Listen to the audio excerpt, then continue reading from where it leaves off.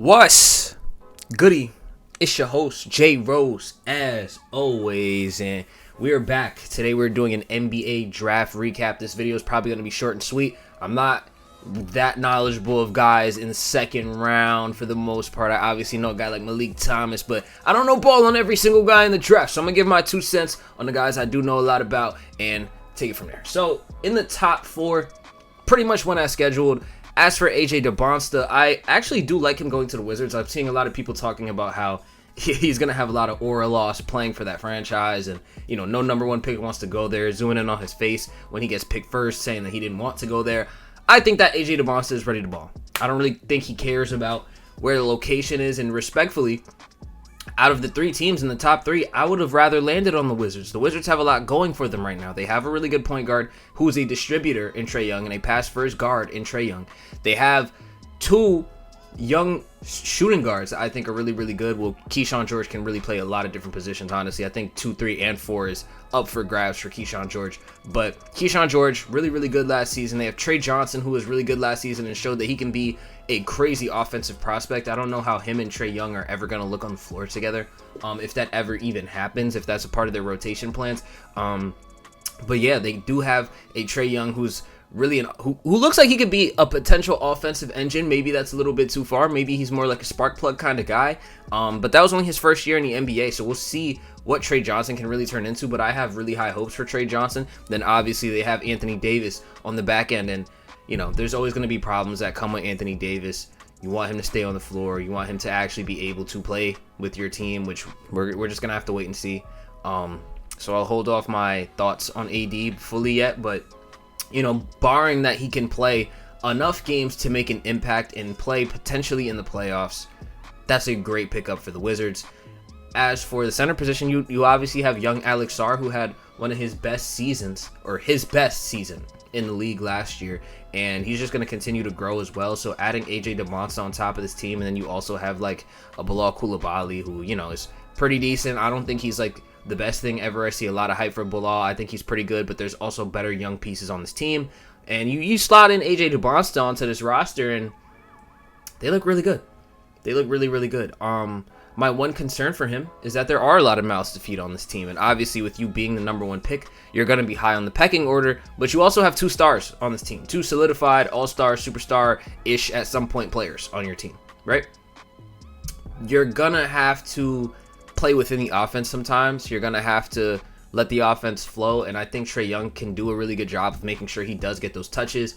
But that's one thing that I feel like could damper his Rookie of the Year campaign, at least for year 1, is the fact that there is no pecking order right now. The same way where Dylan Harper last season, there were just too many mouths to feed, and it made him have to come off the bench, even though I clearly saw he was good enough to start and probably should have been starting last season. But having a De'Aaron Fox and a Steph Castle, it's a bit worse since there were players at his position.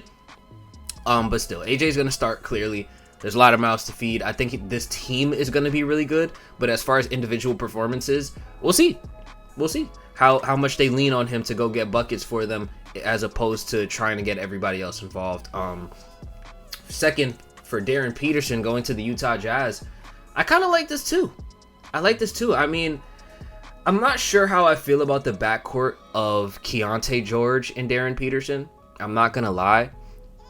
Because I feel like defensively, that's chop liver. I don't feel like that's a great defensive backcourt. I also just don't really think that's a backcourt that's going to play off of each other well. I don't think that either of them are 2 facilitators. They kind of give me shades of Damian Lillard and CJ McCollum in a way where you're kind of expecting these guys to go get buckets. The only facilitator that's really on the Jazz is Isaiah Collier off the bench. And depending on how Isaiah Collier comes into the season, I can see them trying to move off of Keontae George. I just feel like Isaiah Collier, if he can come in, play some really hard-nosed defense, facilitate the ball, and hopefully get a little bit better scoring-wise, that would be a way better backcourt fit for Darren Peterson, who is clearly going to be at the 2 guard than Keontae George, in my opinion, but we'll see how that goes. I've heard that Ace Bailey is likely going to be coming off the bench this season again, which I think is BS, complete BS. Towards the back end of last season, we saw how good Ace Bailey was getting, and I think Ace Bailey and Darren Peterson playing off of each other would be awesome. I think that would look like what Dill Harp and Ace Bailey did at Rutgers. I feel like that would be just a really good tandem for the two guys to really be able to play off of each other. The problem is they have 3 bigs, and they're going to play an ultra big lineup with 2 small guards that can't really guard. They're going to have Larry Markkinen at the 3, Jaren Jackson Jr. at the 4, Walker Kessler at the 5. That's disgusting. And decisions like that are why teams like Utah don't go far. I'm telling y'all right now, Larry Markkinen is not guarding no damn small forwards. That foot speed on those 3 is terrible. That lateral quickness on those 3, terrible. Now, interior defense, sure. It's going to be hard to score when you have Walker Kessler, who's a great defensive guy. Hopefully he stays on the floor. Might not even be on the team. There's a possibility of that as well.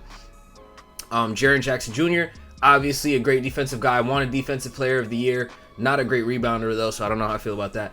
Larry Markkinen is also a power forward. I don't like him at the small forward. I don't think that's going to work. I feel like Ace Bailey should be starting over Lowry, or they should probably move on from him if that's the case. I'm not sure what the weight is right now, especially with these teams that are doing a youth movement to really let their young stars blossom, but that's neither here nor there. I think Darren Peterson is also in a decently good position. I think Utah showed flashes of being a good team last season, and I think adding him on top of that can potentially put them in a play-in kind of area. I don't think they're going to just barge into the Western Conference and be this great team unless Darren Peterson is just that off rip and comes through averaging 20 plus points a game his first year in the NBA. But beyond that, I feel like they're going to be a good to decent team in the West, and they'll probably be in a play-in realm. I would be surprised if they got a solidified playoff spot. I wouldn't be surprised if they fell out of it completely, but I feel like a sweet spot for them would be in that little play-in range, and I think Darren Peterson is going to have a great year. As for 3, Cam Boozer to the Memphis Grizzlies. I mean, the Grizzlies got a lot going on. Just being honest, they have a lot going on. They obviously traded away Jaren Jackson Jr. They traded away Desmond Bane. The only part of that core that's still here is Ja. Ja's been up in the air. It seems like he's still getting dangled and nobody's really picking up those calls. So we don't really know what's going to happen with Ja per se. I would like it if Ja stayed on this team. It seems like they're kind of too far gone. There's been so much turmoil that not only does the organization not want to keep Ja, but Ja doesn't want to be there. So it's going to be tough to really convince a guy like that to stay with a young core. And I'm not sure if he's going to want to do that. But I do like Cam Boozer and Zach Edey. I think those are 2 guys who came out of college really strong, really bulky, and able to bang it out with NBA guys. And a guy like Cam Boozer, who is that strong at his age already, I think he's going to grow into his body even more, and he's going to be able to dominate the paint, kind of like a Zion. Hopefully he can stay less injured than Zion, but I feel like that would be really cool, honestly. John Morant, Cam Boozer, Zach Edey, I feel like that's a nice start for the Grizzlies if they're resetting. I don't think that getting rid of Josh should be your end-all be-all. I think trying to come to terms with the guy might be on the table. No, I understand he's done some stuff in the past to really mess up y'all PR and his own PR, but come on. You can't sit in my face and tell me John Morant, who is one of the best playmakers in the NBA, setting up 2 of the best young bigs that we've gotten out of college recently, wouldn't be dope. That would be dope. What we saw from the very little bit of Zach Edey last year was promising. Very promising. So if he can come out, stay on the floor, Cam Boozer can come out, stay on the floor, Ja can stay on the floor, then I feel like that would be a pretty good tandem. You obviously add Colin Coward, who they got last year. You add a why am I blanking on his name? GG Jackson. I got halfway through typing Memphis Grizzlies players, and I was like, yeah, GG Jackson. You got a Cedric Howard, you got a GG Jackson. I think they do have a pretty decent young core. I wouldn't say it's the best young core possible. Like, we just talked about the Wizards, we just talked about the Jazz, but it's a pretty good young core. As for the Bulls picking up Caleb Wilson, I like that pickup, and I like what the Bulls have been doing for their team this offseason. They've had a guard issue, and they've been trying to find a good 3-and-D wing for a long time, and I think Caleb Wilson has the highest potential out of anybody they've tried to put in that spot as of recent, and that's including Amadis Buzelis, that's including obviously like a Patrick Williams. They tried to trade for Isaac Okoro. None of those guys really panned out. I think that Caleb Wilson has a really high opportunity to pan out for the Chicago Bulls, and they need that. They have a Josh Giddey on the team. They traded for a Nick Claxton. I like what they're building. I really do like what they're building. I wish they would have kept a guy like Kobe White. But either way, they have a Josh Giddey who's a very, very good playmaker. He's looking for his teammates a lot, and I think that'll help out a nice athletic wing in Caleb Wilson to get acclimated to the NBA. Let's start doing a little bit of speed because we're already 10 minutes in. Darius Acuff, I'm so mad that Sacramento drafted him. I feel like he's going to rot there. Sacramento has not been able to really handle their stars well at all. If we go and look at De'Aaron Fox, if we go and look at Tyrese Halliburton and what's likely going to be Domantas Sabonis now, I don't think they've handled this well at all. I don't think they can handle talent. I don't think they build good rosters. When was the last time the Sacramento Kings had a legitimately good roster? The Chris Webber days? Because those DeMarcus Cousins teams sucked. The Light the Beam era was cool for that one season, but I'm not going to sit here and be like that was some historic team. Like, it wasn't. They got bounced in the first round. So I don't have high hopes for Darius Acuff Jr. being on Sacramento. As for Morez Johnson being the first Michigan Wolverine off the board, I find it interesting. For the simple fact of we have the Michigan coach. Coach May is a Dallas Maverick. So the fact that the Mavericks drafted Morez Johnson first over a Demara, who I really wanted, and I wasn't a huge real fan of Lendeborg. I didn't really want that for this team. But either way, the fact that the third-ranked Michigan Wolverine got taken off the board first tells me something that Coach May knows that maybe we don't. Because those are his players, right? So that gives me a little bit of hope to say that Morez Johnson might have a higher ceiling than maybe we think, or maybe he has more utility or will fit better with Flag than what is just on the surface, which could be cope. That could be cope. It could just be a bad draft decision. But I also think that given that we have his coach, he knows how to use him. He knows how he plays best. He knows how to use him in advantageous situations. They just won the damn title, right? So I just feel like, yeah, I feel like it really has to be that he's a little bit better than some people are making him out to be. I feel like there's been a lot of hate for this pick, and although I can say that I wanted an Ade Mara over this, and I wanted a guy like Braden Burries over this, I don't think that it's a bad pick. I don't think that it's a bad pick, given the circumstance that the coach is literally the Dallas Mavericks coach. So, there's always that.